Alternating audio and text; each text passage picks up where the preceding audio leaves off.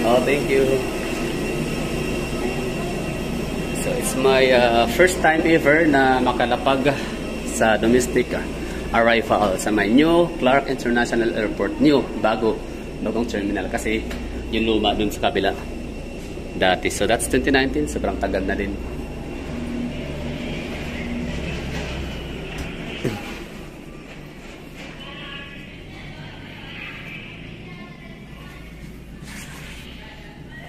So, kumusta daw yung natin? Naging experience sa flight so far? Smooth? Hayahay, no? Although may turbulence, pero konti lang. Normal lang naman talaga yun. Dito. Ayan.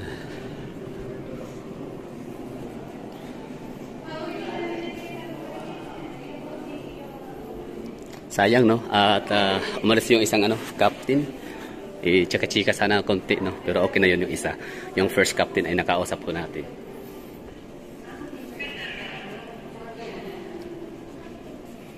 Thank you for flying with us. Diba, ang ganda, no?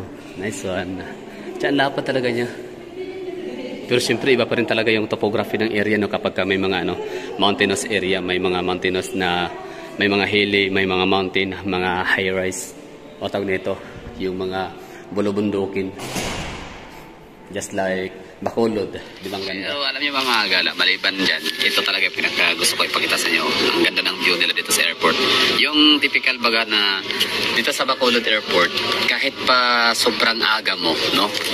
Kahit sobrang advance mong pumunta sa gate, aside, okay lang, walang problema. Alam mo bakit? Kasi hindi ka maboboard dito na tumambay sa harapan. Tignan mo yung mga tao, di ba yan?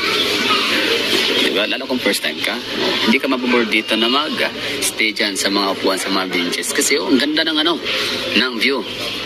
Mga bulubundukin ng Negros. Hindi ko alam kung anong mga bundok yan, pero tatlo yan sila. Meron isa doon, tapos meron isa dito. Apat pala, isa, dalawa, tatlo, apat. O, lima. Apat na bundok or lima siguro. Kaso nga lang makapal yung fogs or yung maulap din sa unahan na yan. Ganda. Super perfect ng ng view dito sa airport ng Bacolod. Yung kanilang landing area, terminal area is facing sa may bundok. And sa Davao naman, ganun din.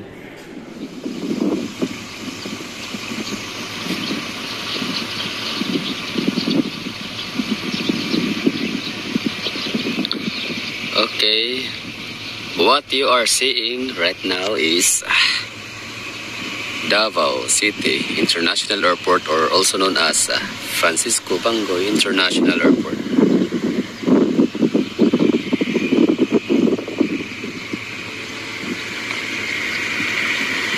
May aeroplano ba? Palapag. Hindi ko alam kung saan ang headwind ngayon. So, shout out kay Bini Manlopig. Bye! May Bini. Asan ang natin dito ngayon? Headwind, no? Anyway, so dito tayo ngayon sa Francisco Bangoy International Airport, Davao City, no? Para ipakita ko sa inyo ang aming airport dito, no? Na napakaganda. Lush greenery scenery. So, hindi man siya kasing ganda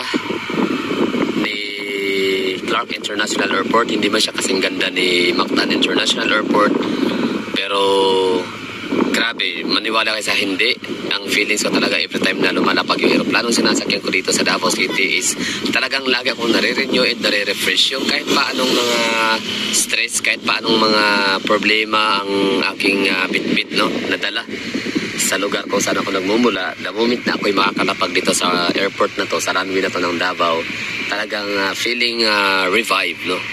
Feeling refreshed and renewed. Kasi nga sa sobrang ganda ng tanawin, yung mga greenery, lush greenery, basta mga ganyan, mga green ba? Green, mga dahon. Ang ganda niya tignan. Ang sarap sa mata. Napaka-the best, perfect. Samal, tapos basta yung kasi yung setup kasi ng airport namin dito sa Davao is yan, flat siya, tapos pagkababa mo paakyat ka pa yan bago ka makapunta ng highway.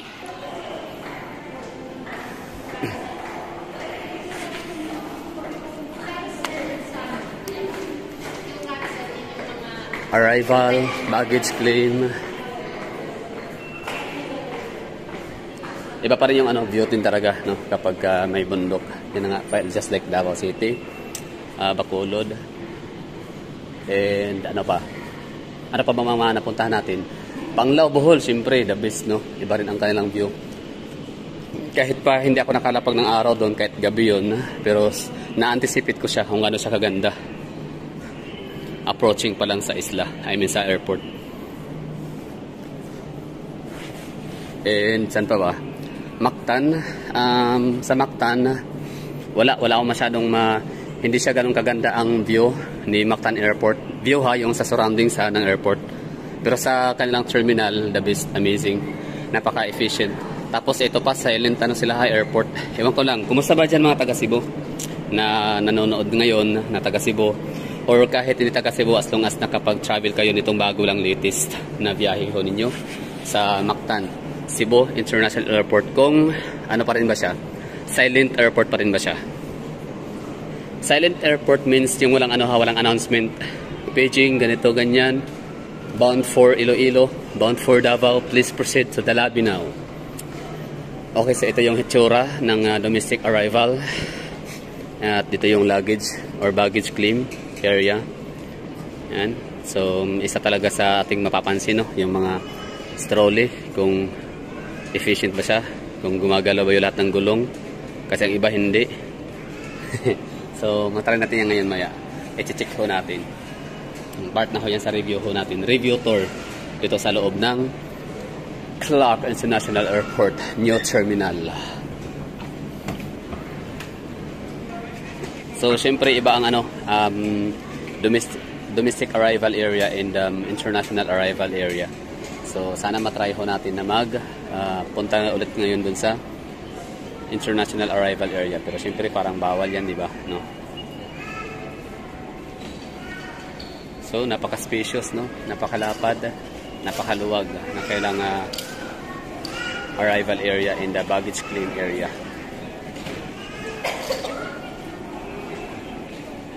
Sunlight.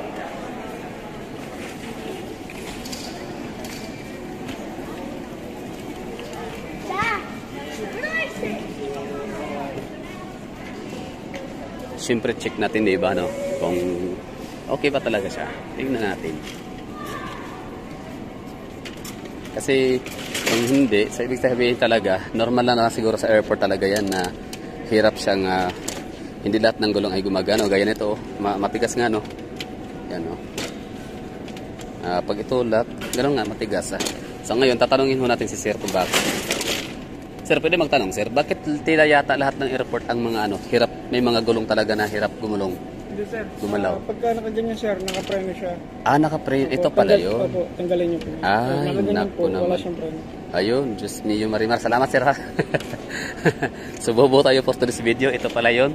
Kaya pala siya, nakapreno pala siya. Oo, so kailangan pala i-press natin to dito. Uy, dagdag kaalaman to, ha? Okay lang naman, no?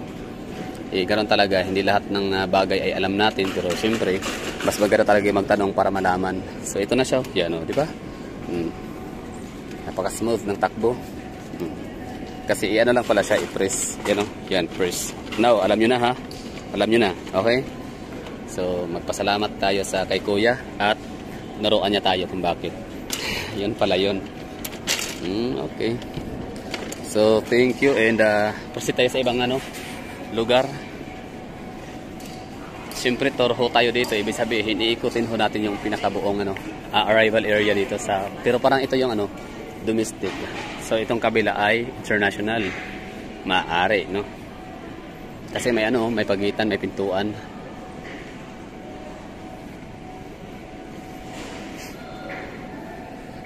Proper use of luggage trolley.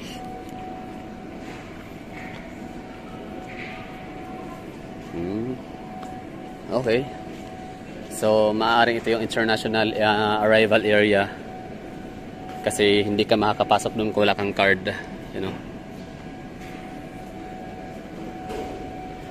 May nakalagay ba? Custom. Ano yan? Okay, syempre tanong ko tayo, no? Sa mga taga rito. Kung asan yung arrival ng international.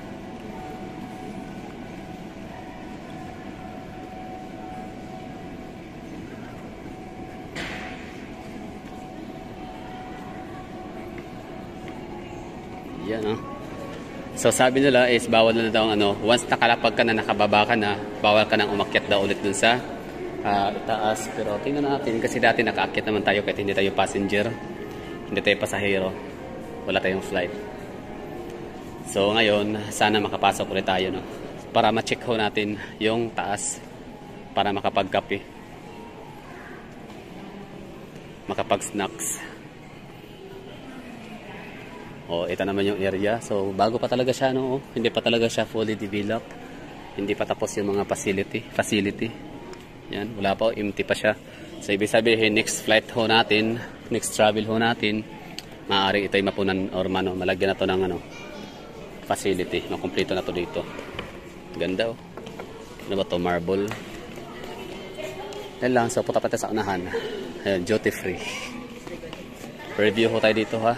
For today's video. Hilton, Clark Sun Valley Resort, The Heights, Quest Plus, Conference Center Clark, Mimosa Plus, Han Casino Resort, Marriott Clark. Okay, so parang meron na silang ano dito, no? Mga lounge, exchange, foreign exchange, office, currency. Ayun, Starbucks is coming soon. Duty Free Philippines. Let's make your travel dreams come true. Yan, video. No, nice, no? So, parang ano siya, parang little version siya ng Terminal 3 sa NAIA. Or mini version, ganun.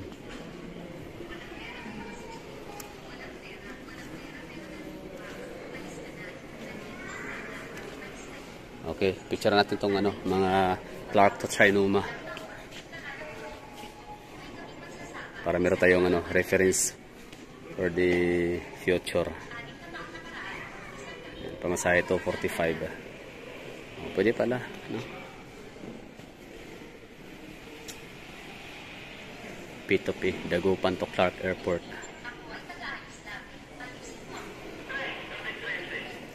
Olonggap po.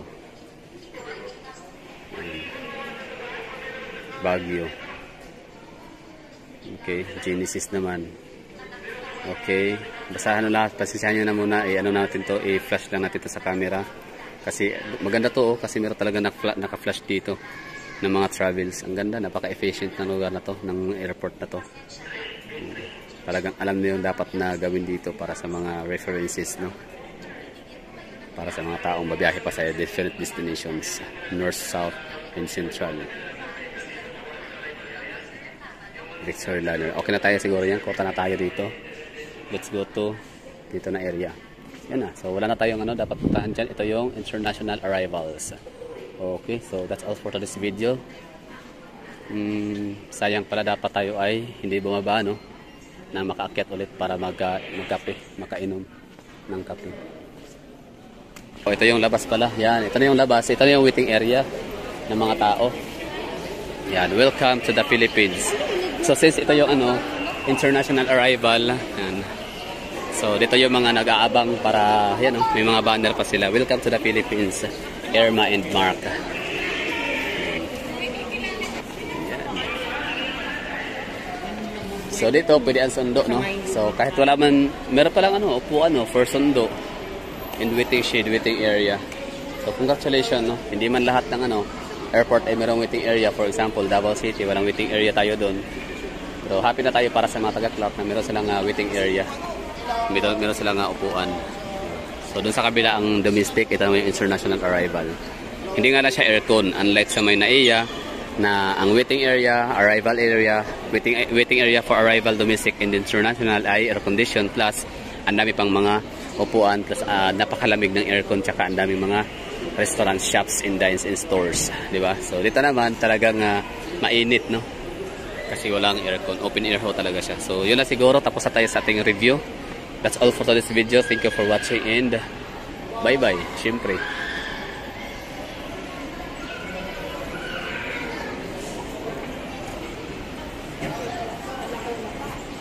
Nga pala, susubukan natin makakuha ng information about sa mga taxi fares, and siyempre taxi ha dito ha. Tapos bus naman doon. So mamaya itatakil na ho natin yan.